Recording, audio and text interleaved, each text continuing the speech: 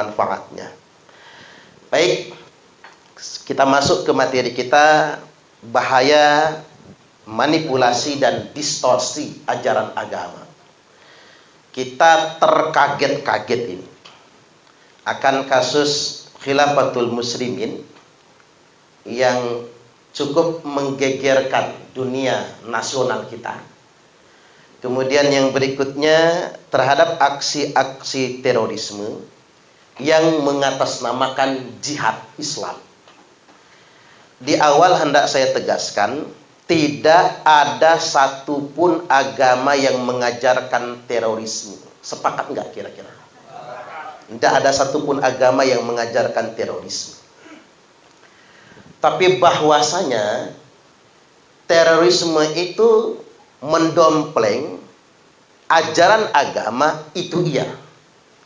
Makanya terorisme itu dibangun berdasarkan manipulasi dan distorsi ajaran agama, dan selalu mendompleng kelompok agama mayoritas. Kalau mayoritas muslim, terorisnya mengatasnamakan Islam. Kalau mayoritas beragama Hindu seperti di India, terorisnya beragama Hindu. Makanya ada slogan di Indonesia itu Hindu Nusantara. Karena memang ada kelompok-kelompok Hindu radikal. Itu pun oknum. Karena ajaran Hindu tidak pernah mengajarkan radikalisme. Atau di Myanmar misalnya, bayangkan Buddha itu membunuh semut aja nggak boleh, Pak. Tapi di Myanmar ada pemuka agama Buddha yang membantai umat manusia mengatasnamakan Buddha. Ini yang disebut dengan manipulasi dan distorsi ajaran agama. Di New Zealand, umat muslim sedang Jumatan diberondong pakai senjata. Itu mengatasnamakan agama Kristen. Termasuk teroris-teroris yang ada di Amerika. Pelakunya beragama Kristen Protestan dan lain sebagainya. Bahkan kita acap kali mendengar pelaku teror OPM itu sering sekali memanipulasi isu-isu agama Kristiani. Makanya kalau pakar menyebutkan mereka mendistorsi dan memanipulasi ajaran agama. Nah, sekarang saya ingin lebih spesifik bicara tentang Islam. Ini tantangan kita.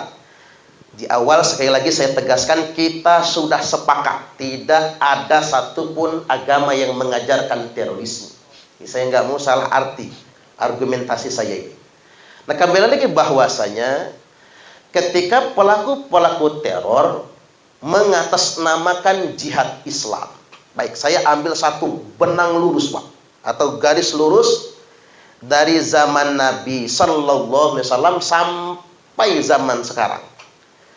Benang lurusnya itu begini, garis lurusnya. Umat ini terbelah menjadi dua.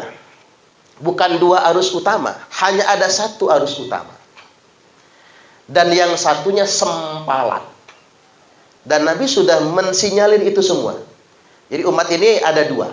Yang pertama arus utama. Nabi nyebutnya as-sawadul a'dham, kelompok mayoritas.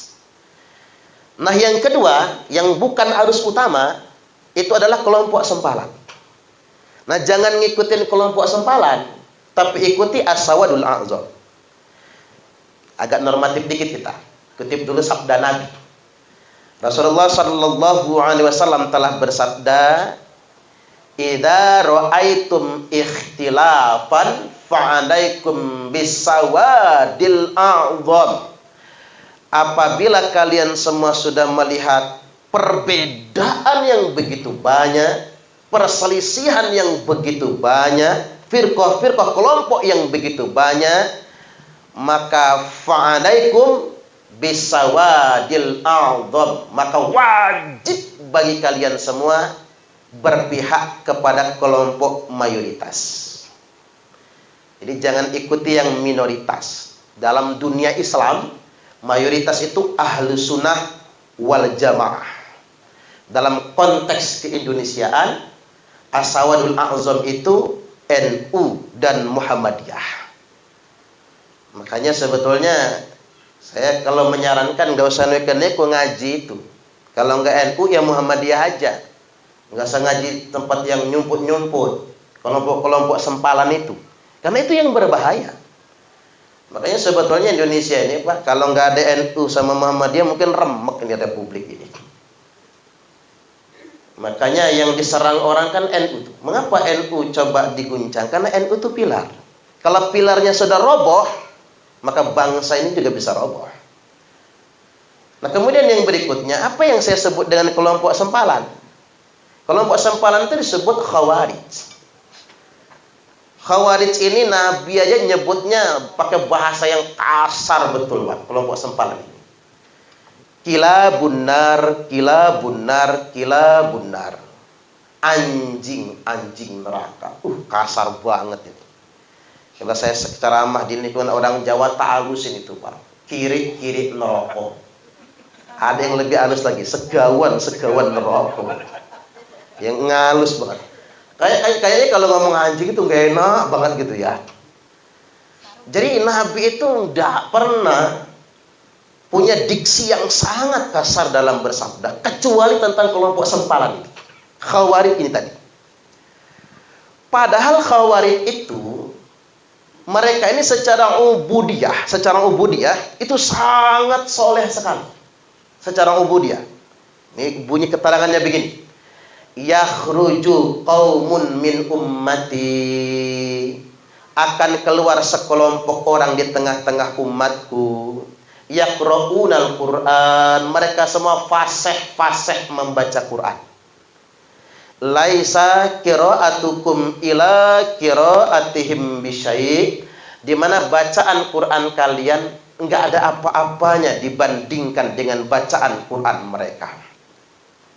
Makanya sempat diingatkan kan, hati-hati masuk rumah tahfiz. Walaupun dia ngajarin ngapalin Quran, dia tidak bersanad. Kemana sanad keilmuannya? Yang kedua tadi, banyak rumah tahfiz yang terindikasi.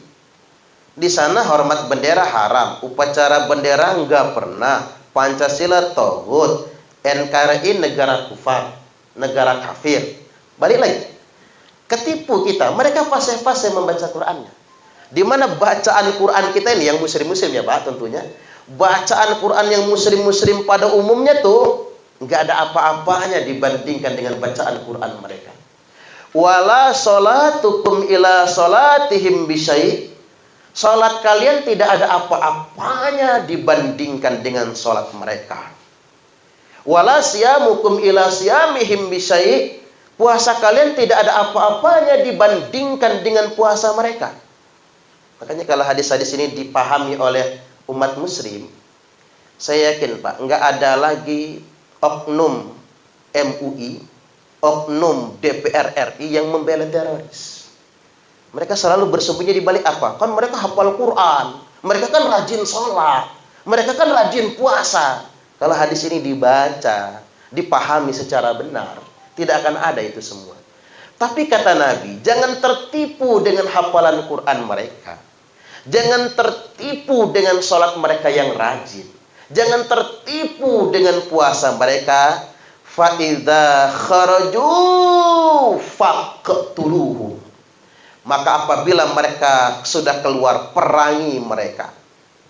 Saya ngomong agak teriak itu, ini udah tak tahan teriaknya Pak, karena ruangannya sempit ya. Tengah lapangan tak teriakin beneran ini.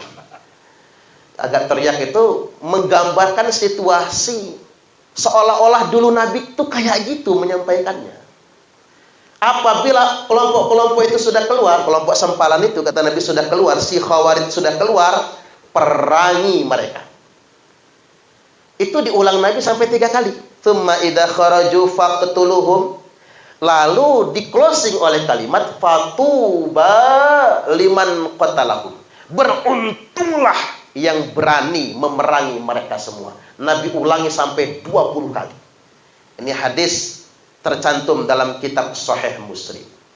Terkorelasi dengan hadis yang pertama tadi, anjing-anjing neraka, syarru qatsla tahta adimis sama, seburuk-buruknya kematian di bawah kolong langit ini adalah mati sebagai teroris. Wa khairu qatla man qataluhu, dan sebaik-baiknya kematian adalah mati gugur berperang melawan teroris. Jadi jangan dibalik. Yang mati syahid itu Densus 88 yang perang melawan teroris, gugur, itu mati syahid. Kalau terorisnya mati sangit, setuju nggak kira-kira? Ya harus begitu. Nah ini kan harus kita kampanyekan yang kayak gini. Karena begini Pak, sifat ajaran yang menyimpang itu kan agitatif. Coba bapak-bapak lihat penceramah-penceramah mereka, berapi-api. Mohon maaf, sampai-sampai kayak mau mencret kalau ngomong itu kan. Teriak-teriak, berapi-api, gebrak-gebrak meja, kan begitu ya. Ya kita juga begitu, geh. Ini anak-anak muda, dibikin konten begitu juga, Pak. Kita mana kader-kader kita di ormas kita itu yang ngomongnya agitatif, hayu kamu bikin konten. Sampaikan Pancasila, sampaikan nasionalisme kita, sampaikan ajaran Islam. Agitatif juga. Karena orang awam tuh begini, Pak. Siapa yang kayaknya ngelawan itu yang benar. Ya kayak ngelawan tuh sok berani, ya walaupun kalau sudah di borgol mengkeret juga tuh orang kan. Yang bijak-bijak itu ada yang kaplingnya Pak. Kalau urusan yang bijaksana itu Gus Baha. Nah itu urusan yang bijak, Gus Baha, Gus Mus, itu urusan yang bijak. Urusan kita ini babat alas Pak, tempur di lapangan gitu. Yang bijak-bijak itu biar pemuka-pemuka agama yang sudah senior, kayak Indonesia tuh Romo Fran Magnisuseno misalnya kan, senior-senior agama Hindu misalnya, itu yang bijak. Tapi yang muda-muda ini babat lapangan. Demi apa? Demi negara kesatuan Republik Indonesia. Saya balik lagi yang berikutnya. Oke begini, kalau Asawadul A'zam Ustadz, seolah-olah kan buat umat Islam saja dong. Karena kan sederhana Pak, kalau di dunia internasional Ahlus Sunnah wal Jamaah, dan sudah disepakati Wahabi Salafi itu tidak termasuk Ahlus Sunnah ya Pak. Wahabi Salafi yang ngobok-ngobok itu. Kemudian yang berikutnya, kalau di Indonesia NU Muhammadiyah misalnya. Dan yang non muslim bagaimana dong? Ada nasnya sebetulnya dalam hadis Nabi itu. Di akhir zaman nanti banyak sekali firqah-firqah, kelompok-kelompok, aliran-aliran. Cuman kata Nabi hanya ada satu firqatun najiyah. Hanya ada satu firqah yang selamat. Apa itu? Wahyal jamaah, yakni al-jamaah. Apa itu al-jamaah? Al-jamaatu hiyal ijtima'. Al-jamaah adalah institusi, tempat berkumpulnya segenap pemimpin umat dalam rangka bersepakat terhadap urusan mereka. Dan satu-satunya, ini nggak ada duanya, satu-satunya institusi yang paling sah sebagai tempat berkumpulnya pemimpin umat dalam rangka bersepakat hanya negara. Sepakat nggak kira-kira? Coba ada nggak di negara ini lembaga yang bisa menyaingi keabsahan sebuah negara? Kan nggak ada. Dalam konteks kita negara kesatuan Republik Indonesia. Makanya kalau nggak mau bingung, apalagi kayak TNI Polri, nggak mungkin dia berormas kan? Nggak mungkin dia berfirqah. Kalau bingung betul Pak, nggak mau NU, nggak mau Muhammadiyah, nggak mau MUI, nggak mau ini, nggak mau itu, hanya satu yang selamat kata Nabi, yang setia kepada negaranya. Sudah pilihan kita final itu, sudah dipilihkan oleh Nabi Sallallahu Alaihi Wasallam. Jangan ikut kelompok sempalan.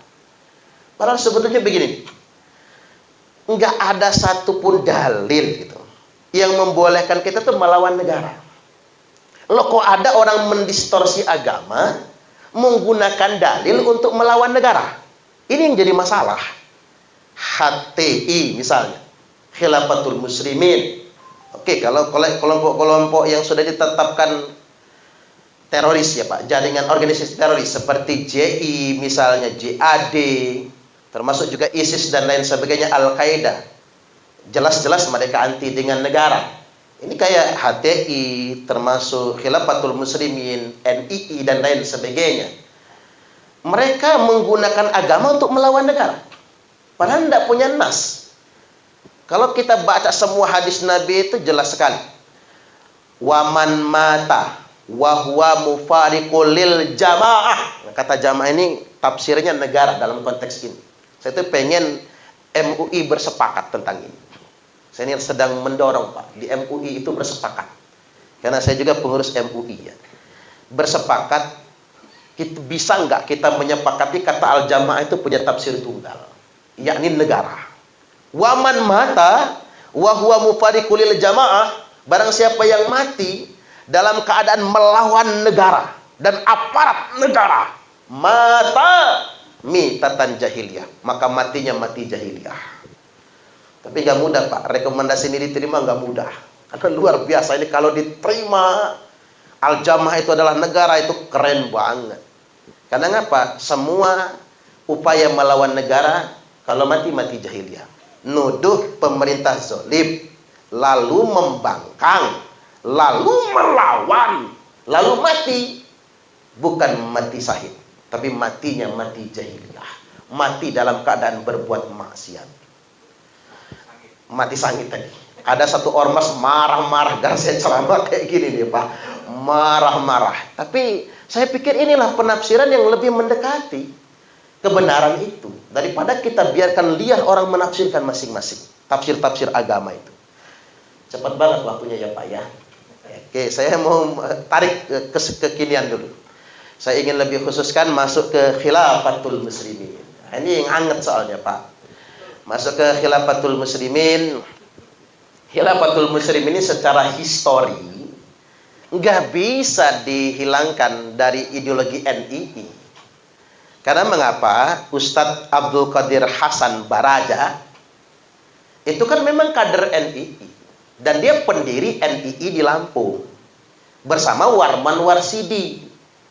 Bapak-bapak ingat nggak sejarah kasus Talang Sari, Mujahidin Talang Sari? Dan mohon maaf Pak, Mujahidin Talang Sari itu bukan tidak ada lagi sama sekali, tapi mereka bermetamorfosis menjadi komunitas baru. Saya belum berani menyebutkannya ya Pak, belum berani menyebutkannya di sini. Tapi saya sudah sampaikan berbentuk data intelijen. Dia bermetamorfosis dan dia dipenjara 3 tahun bersama dalam kasus Warman Warsidi. Kemudian yang berikutnya dia terlibat pengeboman di Surabaya dan pengeboman Candi Borobudur. Dan diponis 13 tahun. Kalau nggak salah itu kasus apa? Komando jihad ya. Dan dibebaskan tahun 1997. Langsung hijrah ke Lampung, balik ke Lampung. Dan mendirikan khilafatul muslim. Cuman karena kita terlalu lama gonjang-ganjing reformasi, masa transisi, abai dulu nih kita sama yang satu ini, abai betul. Bertahun-tahun lamanya makin mengkhawatirkan. Saya sudah cerewet, ceramah di mana-mana. Coba bayangkan, alangkah bebasnya mereka, kata saya. Mereka bikin pelang di mana-mana. Dan mudah mengidentifikasi mereka. Ikut aja pengajiannya sekali. Ya, ngeblung-bluan dikit lah Pak. Suruh pakai baju hijau putih, pakai gitu kan. Pakai peci hijau putih, pakai. Langsung keluar itu. Pancasila togut. NKRI sistem kufar. Pemerintah kafir, tidak boleh ditaati, dan lain sebagainya. Sudah keluar itu. Mudah bener ngambil datanya. KM itu mudah banget. Apa mereka tuh nggak belajar teori intelijen kali ya? Jadi gampang banget. Tapi mereka makin pede, makin berani pasang pelang di mana-mana. Saya membahas khilafah di salah satu masjid, namanya Masjid Al-Furqan. Selesai kajian Pak, mereka pakai seragam, ngeluruk ke masjid. Mendeliin saya begini.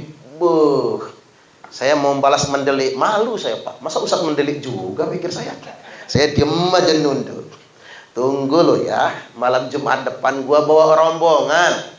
Data kontak Banser, Pagar Nusa, preman baru tobat. Kata saya ya, kalau mereka nantang duel, laden, kata saya, laden. Begitu Jumat depan mendelikin balik, baru nunduk. Mereka nggak berani juga Pak, karena mereka merasa ahli silat ya. Pasukan apa itu, lebah putih ya, persilatan lebah putih itu. Sempat daftar ke Kesbangpol juga kali itu, tapi udah dicoret ya Pak. Jangan-jangan nggak dicoret lagi ya. Mari balik lagi. Khilafatul muslimin ini memang sedemikian rupa. Mereka makin ngotot, mereka merasa punya hak, sudah mulai menguasai masjid-masjid Pak, pasang pelang di mana-mana. Saya cerewet banget tuh, berbulan-bulan di mana aja saya ceramah pasti tak sampaikan. Ada orang terang-terangan anti Pancasila, tapi kita biarkan. Kata Pak Polisi apa? Momentumnya belum dapat, Ustaz. Sabar, kata dia. Ya tadi tunggu momentum. Oh, dapat momentumnya, Pak. Konvoy mereka kemarin. Begitu momentum dapat, sikat. Ya harapannya begini, Pak. Petinggi-petinggi Khilafatul Muslimin ditangkap, harapannya anak buahnya kan jadi gentar. Ketika anak buahnya jadi gentar, sebagian mereka itu akan tobat. Itu yang bisa kita perbaiki. Makanya sudah berbondong-bondong nih sekarang, kader-kader Khilafatul Muslimin, mereka bertobat. Nakut-nakutin lah. Saya ambil contoh misalnya begini. Kayak kasus NII ya. Begitu ada kasus NII di Sumatera Barat, sama Bali, itu kan konsentrasi kasusnya, maka mereka ikrar setia NKRI semua. Ada efek itu. Termasuk JI. Akhir Desember 2021 kemarin, 120 anggota JI. Kita bina, Pak, di beberapa tempat itu. 120 anggota JI, ikrar setia NKRI, dan melepas baiatnya dari Imam Al-Jamaah Al-Islamiyah. Nah, terakhir kemarin tanggal 25 Mei, masih hangat banget tuh. 29 Mei ya. 29 Mei di Mapolres Pesawaran, 50 kader JI ikrar setia NKRI. Mereka ikrar setia tuh bukan ramean, Pak, satu-satu. Dari pagi sampai zuhur itu. Satu-satu ikrar setia. Habis itu hormat bendera, habis itu cium bendera. Satu-satu. Dan yang mengejutkan bagi saya, mereka bukan orang biasa. Tokoh-tokoh, Pak. Pimpinan-pimpinan pondok pesantren. Itu yang mengejutkan bagi saya.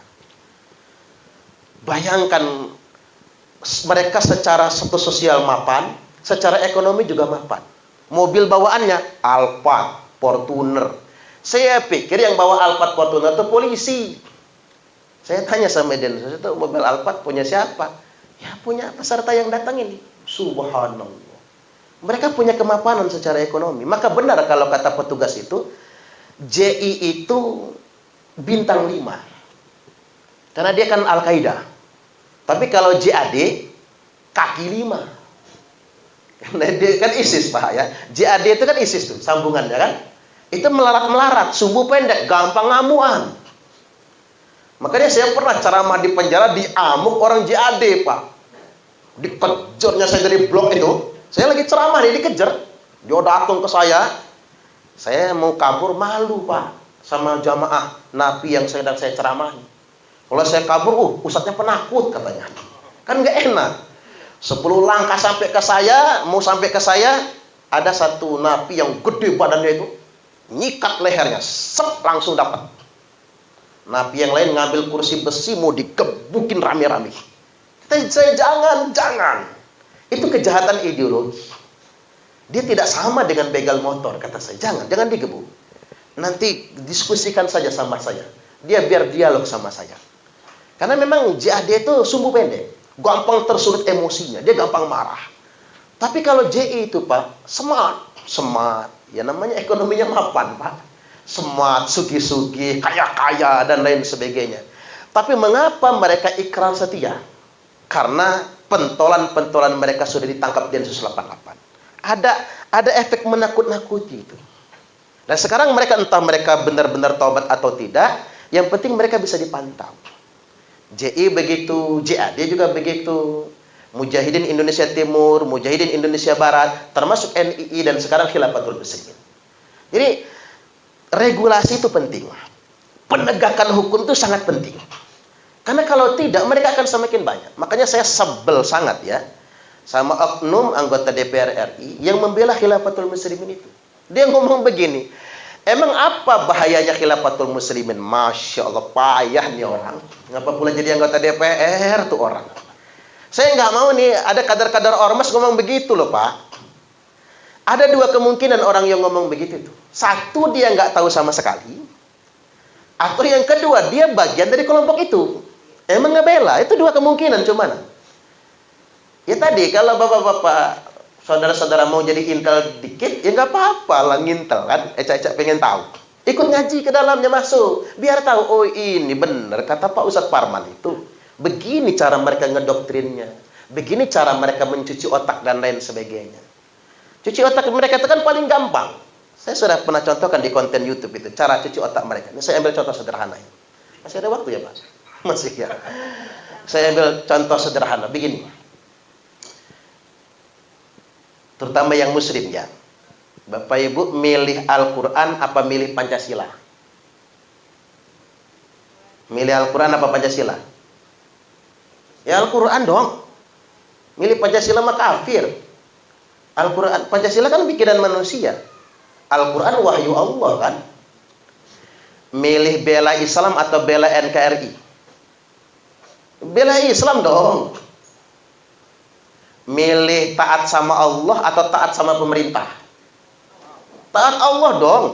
Pemerintah nggak punya surga, yang punya surga itu Allah. Ulang lagi. Milih Pancasila apa Al-Quran? Al-Quran. Milih bela Islam atau bela NKRI? Bela Islam. Milih taat Allah atau taat pemerintah? Taat Allah. 2 menit jadi teroris semua. Ya karena itu Pak, karena itu pelajarannya, karena itu yang diindoktrinasikan. Ini kan sama seperti kita ditanya, nih mbak-mbak nih ditanya mbak, milih taat suami atau taat Allah? Ya jangan dipilih ya. Kalau milih taat sama Allah dicari sama lakinya. Milih taat sama suami kafir sama Allah, itu kan jebakan.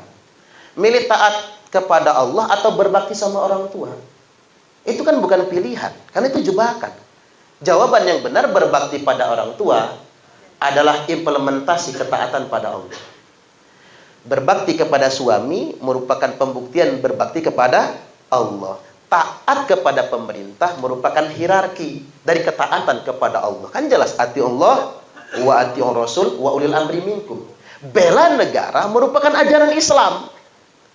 Pilih Pancasila atau pilih Al-Quran? Oh jelas itu nggak bisa dibandingkan.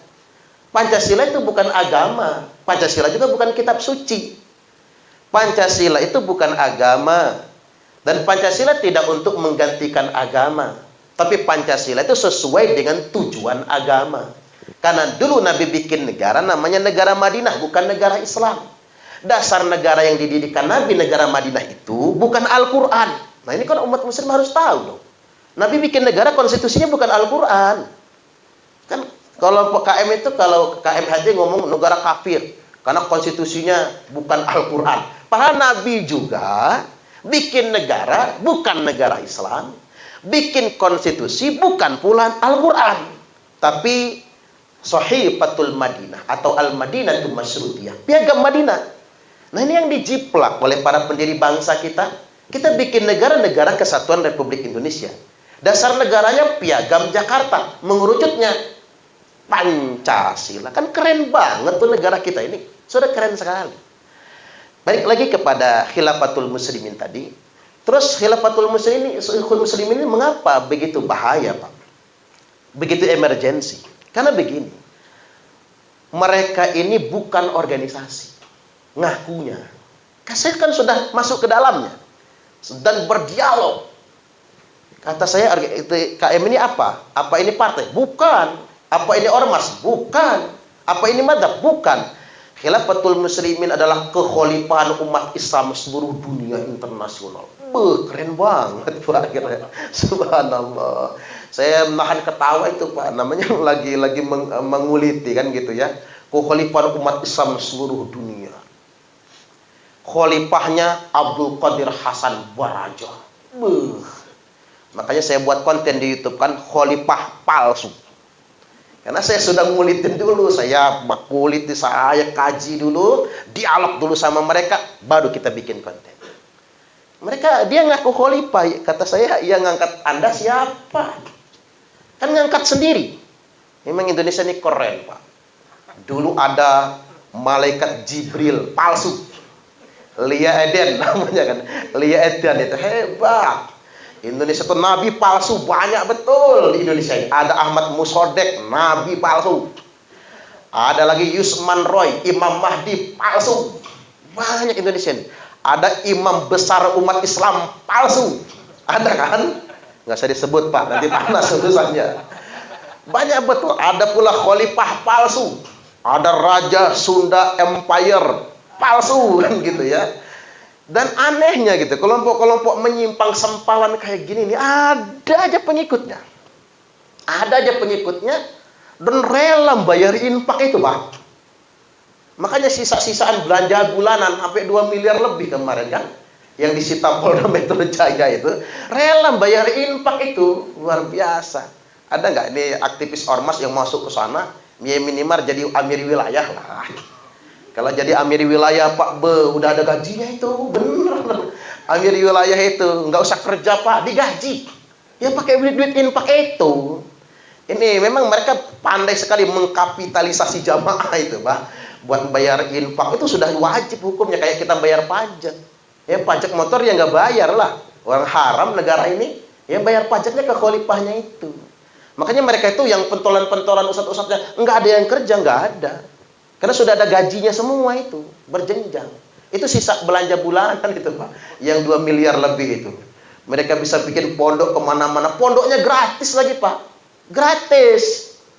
Jadi orang-orang kita ini kan senang yang gratis-gratis. Karena mikirin biaya sekolah mahal, nak. Kamu mondok aja tuh di pondok ukhuwah Islamiyah. Gratis, nak. Orang tua kan cuci tangan, terima beres. Anaknya dicuci otak di pondok di sana itu. Ini kan bahaya banget sebetulnya. Sampai ada kejadian, Pak. Karena mondok gratis, maling singkong milik kebun petani sekitar. Petani mau nangkep, kasihan emang anak-anaknya kelaparan soalnya. Nah, ini kan mengkhawatirkan bagi kita semua. Dan saya perlu ingatkan, dikit lagi kita buat dialog aja nanti ya. Kelompok-kelompok radikal, apapun nama organisasinya, sampai radikalisme yang mengarah kepada terorisme, itu paling pandai mengkapitalisasi isu-isu kemanusiaan, politik, dan keagamaan. Hati-hati sekali kita. Saya ambil contoh misalnya yang mereka sedang upayakan itu begini. Mereka glorifikasi dan kapitalisasi. Isu Myanmar, Rohingya, ya. Kemudian isu Palestina, yang paling apa namanya itu, jadi punya pasar yang gede banget itu ini, isu Palestina. Mereka kan mengkampanyekan membela Palestina kan? Membela Palestina itu dua hal yang mereka dapatkan, Pak, dari itu. Apa yang pertama, mereka dapat merekrut anggota baru. Jadi ada ex-napiter yang merampok BRI Gading Rejo, itu dia jadi teroris. Itu gara-gara keseringan nonton video kekerasan Israel terhadap Palestina. Tidak ada masalah dengan video itu. Tapi ketika video itu dimanipulasi oleh kepentingan politik tertentu, maka dia akan menjadi alat. Yang namanya manusia. Saya ambil contoh misalnya begini. Apapun agama kita, Pak. Ketika ada saudara kita di negeri jauh, tertindas, ada rasa ingin ngebela mereka. Betul nggak kira-kira? Itu awam banget, itu naluri banget itu. Jangankan yang seagama, Pak. Yang beda agama saja, kita rasa, ya Allah kasihan ya. Apa sih yang bisa saya lakukan untuk menolongnya? Nah, keseringan ditontonkan video kekerasan di Palestina tersebut, walaupun ya sudah diedit juga, Pak. Video anak-anak kelaparan, ternyata di Somalia, bukan di Palestina. Pintar aja mereka tuh nyambung-nyambungin video gitu. Di framing sedemikian rupa, dibuat narasi sesuai dengan kemauan mereka. Akhirnya muncul rasa kasihan. Lalu ditanya, gimana? Akhi, pakai akhi nih, Pak, bahasa Arab. Kalau pakai udah ikhwan, akhwat, akhi, hati-hati, Pak, hati-hati ya. Akhi, gimana saudara kita? Iya, kita harus berbuat sesuatu. Oke, akhi, gabung bersama kami. Nah, ini poinnya, Pak. Gabung bersama kami. Kita bela mereka semua. Mulai dia gabung. Begitu dia gabung, cerita ex-napiter ini, begitu dia gabung, dia heran.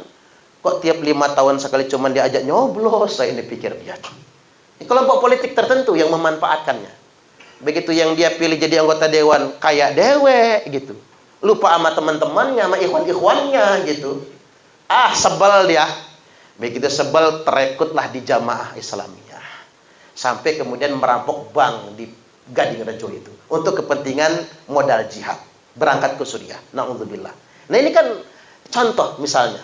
Upaya untuk memanipulasi isu-isu kekerasan, isu-isu kemanusiaan. Nah sama juga yang lainnya. Kayak HTI. Biasa mempertontonkan itu semua. Atau setidak-tidaknya, ini yang pertama mereka merekrut anggota. Yang kedua, kepentingan mereka kapital. Mengkapitalisasinya. Dengan cara apa? Bayar infak. Makanya terkejut pemerintah ketika diundang oleh pemerintah Suriah.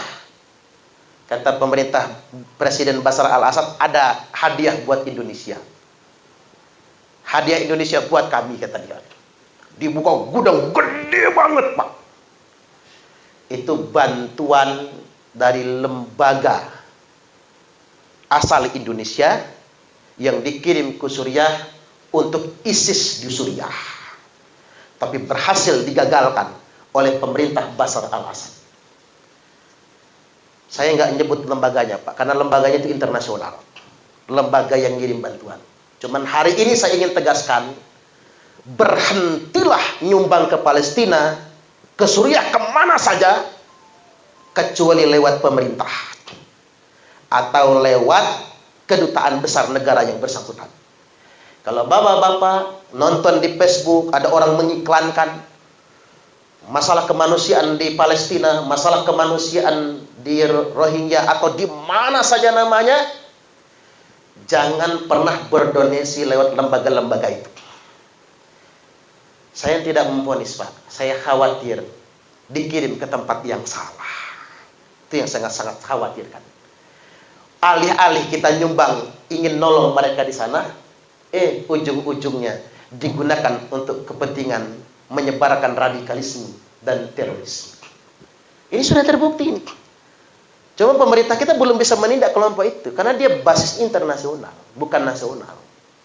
Saya juga agak sungkan menyebutkan pada kesempatan kali ini. Makanya kita semua harus berhati-hati dengan itu semua.